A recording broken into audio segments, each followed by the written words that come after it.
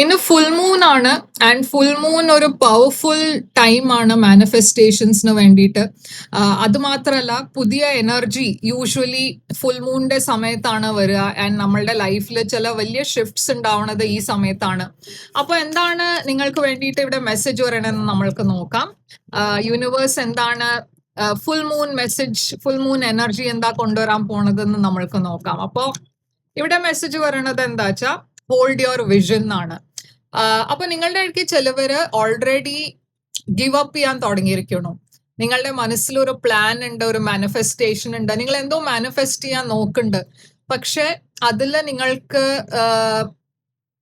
ഒരു type of ഒരു frustration വന്നിരിക്കുന്നു. നിങ്ങൾ ഓൾറെഡി ഗിവ് അപ്പ് ചെയ്യാൻ വിചാരിക്കുകയാണ്, ഫ്രസ്ട്രേറ്റഡ് ആണ്.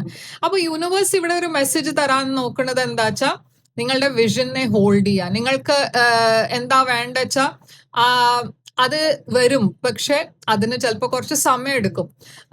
അപ്പോൾ അത് ഗിവ് അപ്പ് ചെയ്യരുത്. നിങ്ങളുടെ ഗോൾസ്, നിങ്ങളുടെ ഡ്രീംസ് അതൊക്കെ ഇമ്പോർട്ടൻ്റ് ആണ്. അപ്പൊ യൂണിവേഴ്സ് നിങ്ങളോട് ആ വിഷൻ മെയിൻറ്റെയിൻ ചെയ്യാനാണ് പറയണത്, ഗിവ് അപ്പ് ചെയ്യണ്ട എന്നാണ് പറയണത്. അപ്പൊ നിങ്ങൾക്ക് ഈ ഫുൾ മൂണിന്റെ സമയത്ത് മാനിഫെസ്റ്റേഷൻ ട്രൈ ചെയ്യണം വെച്ചാൽ നിങ്ങൾക്ക് ചെയ്യാം.